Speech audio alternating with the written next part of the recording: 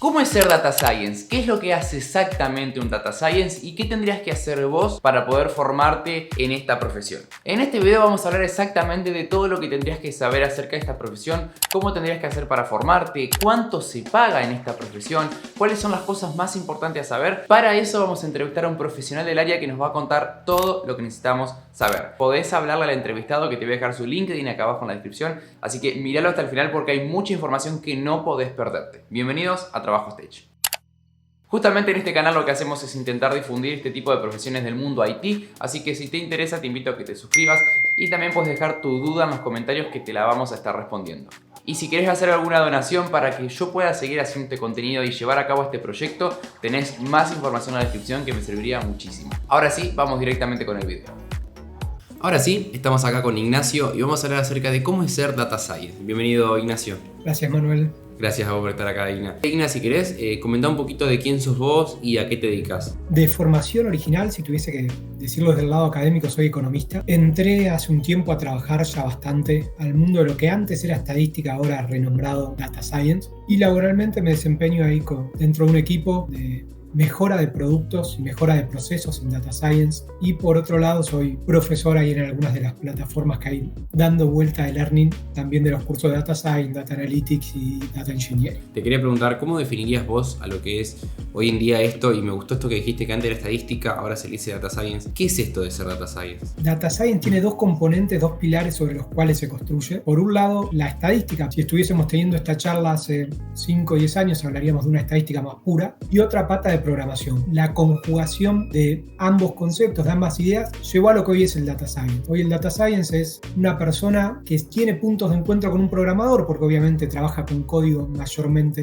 durante su jornada, pero también tiene muchos puntos de encuentro con un estadístico, porque más allá del código tenés que saber, ok, estoy entrenando un modelo, pero ¿por qué entreno este modelo y no entreno otro? ¿Cómo lo voy a evaluar? ¿Cómo me va a dar mi bondad? Toma un poco de cada rama, teniendo como pilares de vuelta tanto la programación como la estadística, un poco y un poco. Genial, Igna. Y te pregunto, ¿qué es lo que hay que estudiar? Porque vos en tu caso estudiaste economía, pero ¿qué carreras son las que uno puede estudiar para decir, bueno, termino trabajando en Data Science? Hoy, como hasta mismo el aprendizaje y el learning de Data Science se ha, un poco con el hype que tiene todo el tema de explotar el dato, está muy diversificado. Hoy no necesitas una carrera estrictamente de base para llegar a trabajar en el mundo del Data Science. Obviamente tiene un gran componente estadístico, o sea, vos trabajás con tu código, pero lo que estás corriendo son modelos estadísticos, entonces lo mínimo que tenés que garantizar es la base de cómo funciona y qué hace cada modelo. Si venís de una rama exacta, lo vas a tener claro antes de llegar al mundo de Data Science. Si venís de la matemática, de la física, de la economía,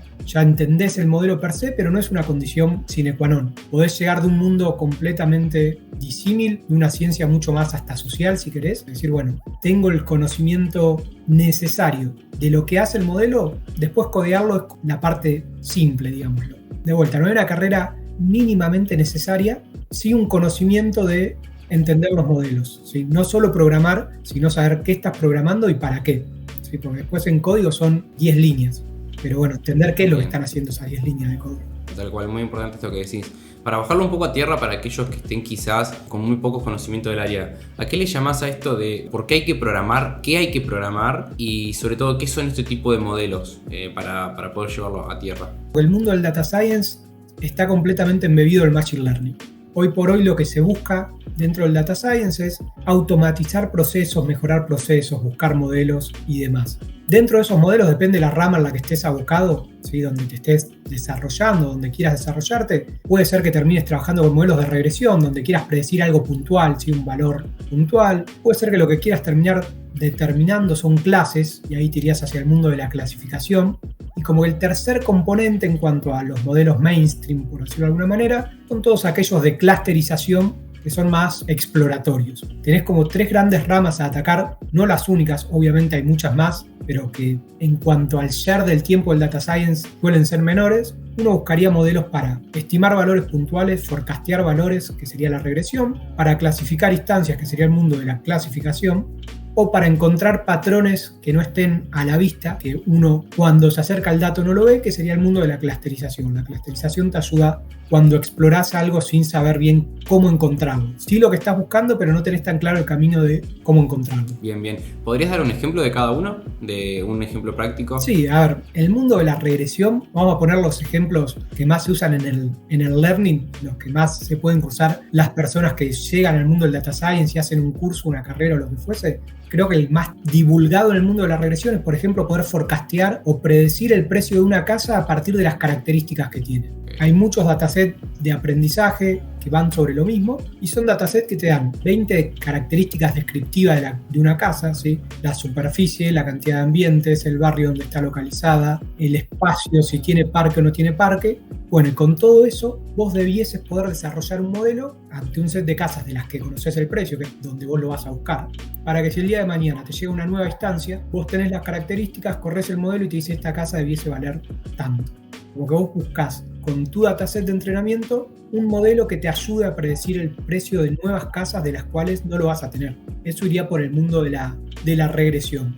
En cuanto a la clasificación, sería, por ejemplo, si vos querés predecir categorías de algún dataset, ¿sí? o de algún modelo o de algún problema comercial. Por ejemplo, si vos querés trabajar sobre la retención de clientes, ¿sí? o la fidelización de clientes, y tenés en tu dataset clientes clasificados de alta permanencia y de baja permanencia, con sus características descriptivas también, como podés tener, bueno, cuándo contrató el producto, si tiene promociones activas, no tiene promociones activas, si ha generado reclamos, si no ha generado reclamos, qué consumo hace de nuestro producto, y a partir de eso, cuando te llegue un nuevo cliente, vos podés predecir si va a ser una clase de cliente fiel o un cliente estacional, si un cliente que hoy va a estar, pero en un futuro sabés que va a dar de baja el producto o va a desfidelizarse de lo que vos estás proponiendo. ¿Qué pasa? Tanto en la regresión como en la clasificación, para que vos busques el modelo, tenés que conocer la variable en tu dataset de entrenamiento. Yo hoy entreno con un dataset que conozco para aplicar mañana a instancias desconocidas. Para buscar el precio de la casa, ok, buenísimo, pero tu modelo va a estar construido sobre una base de datos donde vos tenés las características y el precio de una determinada cantidad de casas. Entonces vos buscás el modelo y podés ver en cuánto te equivocaste. Si el modelo es bueno, lo llevas a deployeo y llega una nueva casa sin precio y vos se lo calculás. Lo mismo con la clasificación, vos necesitas tener la etiqueta de si el cliente es fiel o no es fiel. Por eso ese tipo de aprendizaje se conocen como supervisados. ¿Por qué supervisados? Porque conocés la variable de interés. La clusterización, por otro lado, es cuando vos no conocés la variable de interés, está oculta, está implícita en el dataset, y vos lo que haces es generar grupos de pertenencia lo más homogéneos posible. Buscás grupos que se parezcan entre sí y sean distintos entre ellos. Por ejemplo, lo mismo, sigamos esto de los clientes fieles o no fieles. Supongamos que vos no lo tenés, no sabés si el cliente es fiel o no desde el momento cero. Con una clusterización vos podés ver cómo te separa a los grupos, te los clusteriza, quería evitar el clusterizar como verbo de clusterización, y te dice, mira, todos estos son clientes de alta retención, todos estos son clientes de baja retención. ¿Vos lo conocías? No, es el mismo proceso el que te lo sugiere. No tenés contra qué contrastarlo. Por eso los modelos de clusterización son un poco más complejos hasta de evaluar. En una regresión, en una clasificación donde vos conocés tu variable, tenés cómo medirte, tenés cómo traquear si te fue bien o te fue mal. En un modelo de clusterización donde vos no la conocés la variable, es mucho más complejo decir me fue bien o me fue mal, porque no tenés contra qué compararte. Pero cuando uno habla de modelos en data science, cuando habla de modelos en machine learning para data science, en el 90% de los casos va a estar hablando o de una clasificación, o de una regresión, o de una clusterización. Hay otros algoritmos, hay otros modelos, obviamente, pero el share que tienen dentro del tiempo un data science son muy menores respecto a estos tres que son como los grandes jugadores del Machine Learning en Data Science. Te quería preguntar, una persona cuando arranca, un estudiante, haya ido a la universidad y está comenzando en este mundo de lo que es el Data Science, ¿empieza realmente como Data Science, como Data Science Junior, o pasa primero quizás por un puesto, por ejemplo, Data Analytics? Yo creo que ahí se dan dos cosas. Primero, el que llega al mundo del Data Science desde cero, creo que el mayor cliffhanger que tiene ahí es, yo quiero programar, quiero hacer el modelo. ¿Qué pasa?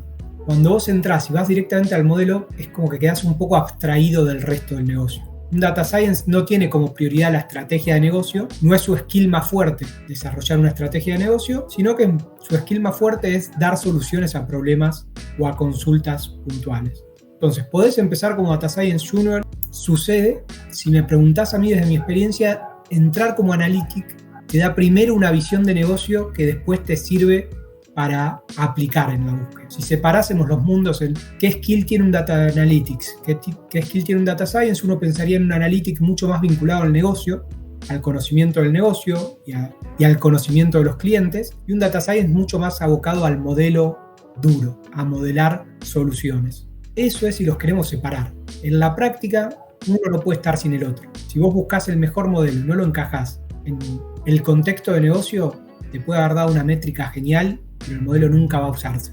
Podés llegar como Data Science Junior, podés, no está mal llegar del mundo del Data Analytics. El Data Analytics te abre un poco la cabeza en cuanto a, bueno, yo voy a buscar el modelo y esto dónde se encaja dentro de la compañía donde trabajo. Genial, Igna. Te pregunto respecto a una duda que muchos tienen y es exactamente cuáles son los lenguajes que uno tiene que aprender por lo menos al inicio. Obviamente todo va cambiando y va fluctuando en el tiempo. Si estuviésemos haciendo este video hace 5 años, estaríamos hablando de R. ¿Sí? Diríamos, bien, tenés que aprender R, tenés que desarrollarte en R, que tiene como lenguaje de programación R precisamente, que es un lenguaje netamente desarrollado para el análisis estadístico. ¿Sí? Es muy particularizado y eso es lo que le da potencia. Tener que atender un solo tipo de cuestiones permite que crezca mucho más rápido. Hoy por hoy Python se lo comió, mejor dicho, Python le viene comiendo mucho mercado a R dentro del mundo del Data Science. ¿Qué tiene Python? Que no es un lenguaje nativo de Data Science, no es un lenguaje nativo de la estadística y te abre mucho más puertas en términos de aprendizaje y de desarrollo en términos de programación. Si vos trabajabas con R o trabajás con R, todavía se usa mucho, todo lo que estás haciendo es por y para la estadística. Si vos trabajás con Python, la programación que aprendés obviamente te sirve para la estadística y te sirve para el machine learning, pero también te sirve desde la base si el día de mañana te querés hacer diseñador. Porque Python es un lenguaje que tiene un abanico mucho más amplio de utilizaciones. Data Science o estadística es uno entre tantos otros usos que tiene Python. Para R es su único uso. Los dos están bien. Si alguien está empezando hoy, en este momento, la sugerencia sería Python. Hoy lo que más se busca es Python precisamente por la diversificación, por la aplicación en programación más allá del mundo del Data Science. Excelente, Igna. Cuando le he preguntado a analistas de datos, me dicen, bueno, hay que saber también Power BI, que es una herramienta de visualización de datos.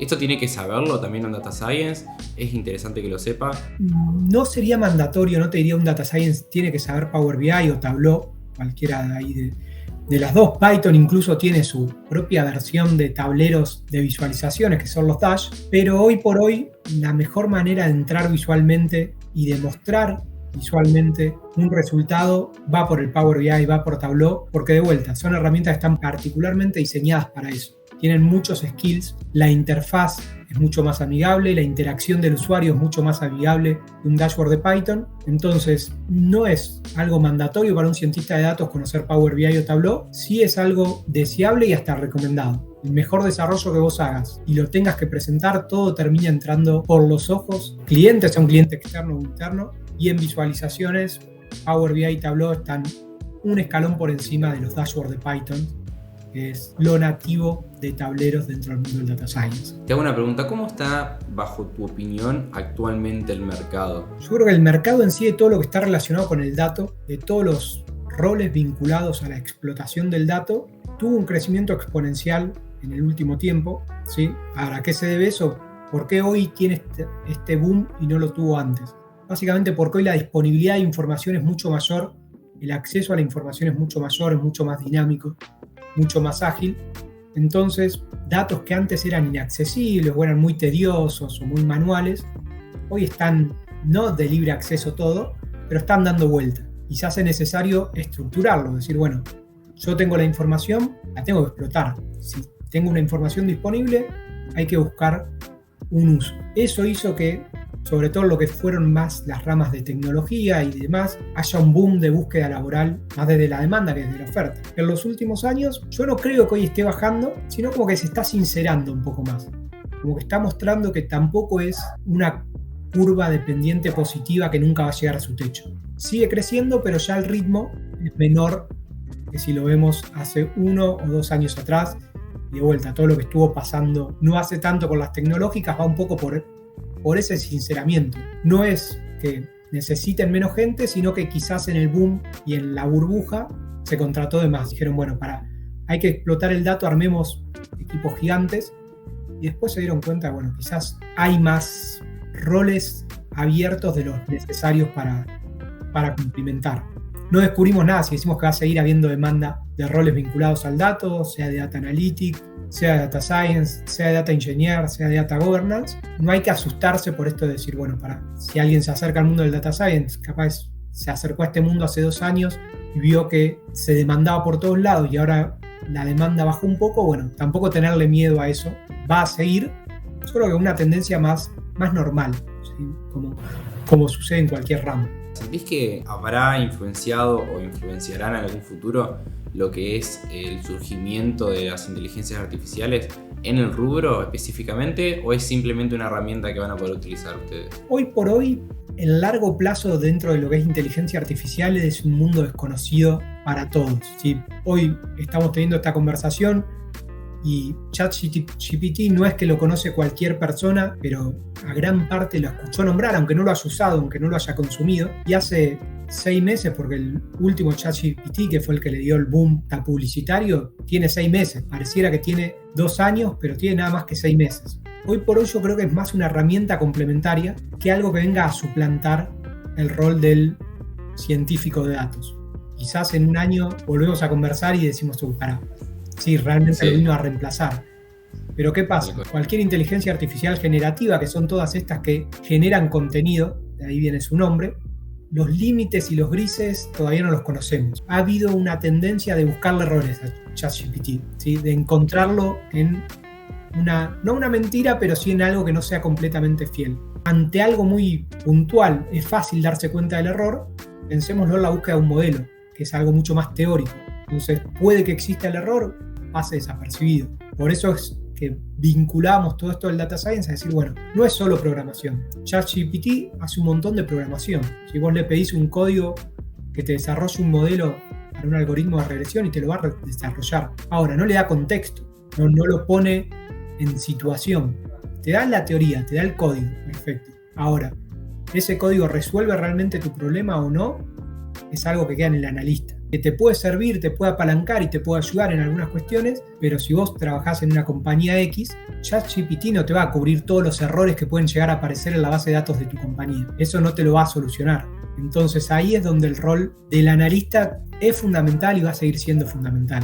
De vuelta, partiendo de este asterisco de decir, bueno, la inteligencia artificial generativa es algo que está sucediendo ahora. Esto de la historia me juzgará, en este caso no lo podemos juzgar porque es algo muy contemporáneo. No sabemos hacia dónde va a terminar yendo. Yo lo veo más como hoy una herramienta, como algo que te ayuda, que como algo que te viene a suplantar. ¿Cuál tip le darías a alguien que esté buscando trabajo como Data Science? Yo creo que el primer tip básico para alguien que se acerca al mundo del Data Science es que no le tengas miedo a la estadística, ¿sí?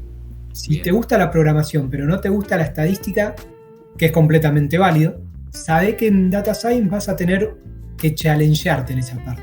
Tenés que entender un poco lo hablábamos, esto de buscar un modelo básico, ¿sí? Ponele que no lo querés tunear, no lo querés mejorar, querés el modelo más de base posible. Es algo que podés llegar a armar en 10 líneas de código, 12 líneas de código. Importás los paquetes, lees el dataset, buscas el modelo. Pero si vos no lográs entender qué está haciendo ese modelo o por qué está haciendo A y no está haciendo B, quedás con una visión muy parcializada. Entonces, como que el primer consejo sería ese, de llegar al mundo del Data Science sabiendo que no es solo programación, ¿sí? Que es una conjugación de 2 ramas, programación y estadística, y que es una estadística asequible, ¿sí? No es una estadística expulsiva que vos lo vas a ver y que te vas a tener que poner a leer manuales de estadística para entender lo que hace. No, precisamente eso la programación y las paqueterías ya lo traen. Vos lo que tenés que tener claro es el contexto. ¿Qué es eso que está haciendo por atrás? No tanto la fórmula per se, tampoco es que estamos diciendo no lean las fórmulas, pero no tanto la fórmula dura, sino, bueno, si yo elijo este modelo, sé que lo está encarando desde una solución basada en tal y tal otra cosa. Y después sí, que lo resuelva Python, ¿sí? Que lo resuelva nuestro lenguaje, pero poder criticarlo, porque si no lo podemos criticar, quedas un poco casado a aceptar lo que dio. Y por último te quiero preguntar, Igna, ¿cuáles son hoy en día los sueldos que más o menos se pueden llegar a percibir según si sos junior, ya entrando un poco más en tema, tanto en Argentina como en el mundo, porque debe variar muchísimo, así que ahí te cedo la palabra a vos. Ahí también depende mucho más de la industria de la empresa que del rol. Okay. Hay empresas donde el Data Science y el Data Analytics y el Data Engineering son el core de la empresa, y hay empresas donde lo tienen como una rama nueva, subidos a esta explosión del uso del dato, es como algo accesorio al producto core. En Argentina está todo muy cambiante, pero yo entiendo que un junior en Argentina puede estar aprox en los 250k como para empezar.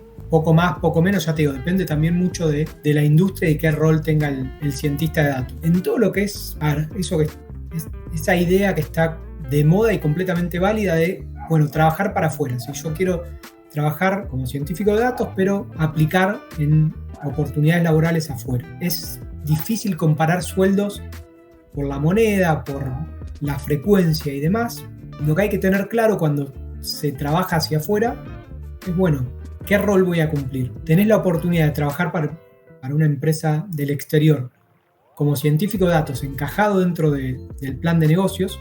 ¿Qué sería encajado dentro del plan de negocios? Conocer la compañía, ¿sí? Que te involucren en las conversaciones, que te involucren en las discusiones, poder ser parte, dar que tu valor agregado vaya un poco más que solo el codeo. Y también está la opción de la que quizás, no es que se habla menos, pero tiene un poco menos de publicidad, que es trabajar para afuera en una especie de hub, ¿sí? Que es una especie de hub. Yo vengo, te contrato, no hace falta que entiendas nada de a lo que me dedico, vos solo buscá el modelo. Yo te doy una base de datos, vos buscá el modelo y ahí termina lo que yo te pido. Obviamente, si lo vemos en moneda contra moneda, trabajar para afuera tiene un push en el cobro, pero como plan de carrera hay que saber que tiene sus limitantes. Si te contratan pensando en ser un data science abocado solo al search de modelos, saber que quizás si vos querés después desarrollar una carrera te va a ser mucho más complejo que si estás inmerso en el flujo y en la estrategia de negocio. Bueno, de verdad, mil gracias por tu ayuda. Vamos a dejar tus redes acá abajo en la descripción para aquel que tenga alguna pregunta extra o que quiera saber algo extra. Y bueno, de verdad, muchas gracias, Igna, por haber compartido toda tu experiencia. Por nada, Manuel. Muchas gracias a vos ahí por la charla. Si te gustó el video, suscríbete, dale me gusta, seguinos en Instagram y si querés donar para que podamos seguir haciendo este tipo de videos, tenés más información acá abajo en la descripción.